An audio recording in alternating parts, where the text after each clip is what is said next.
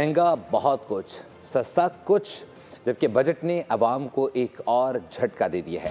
बिजली, petrol, diesel मजीद महंगे, जबकि चॉकलेट्स, आइसक्रीम, चिप्स और नूडल्स भी जेब पर भारी। बेकरी आइटम्स पर 10% टैक्स, जबकि फास्ट फूड पर एक्साइज ड्यूटी नाफिज। महंगा बहुत कुछ, सस्ता कुछ कुछ, बजट में आवाम को झटका।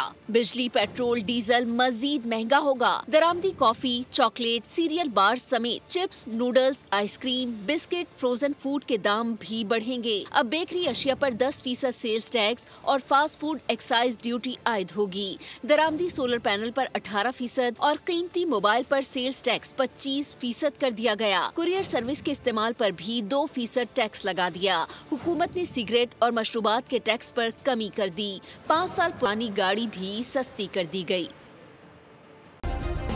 सब्सक्राइब करें और बेल दबाएं ताकि कोई खबर रह न जाए।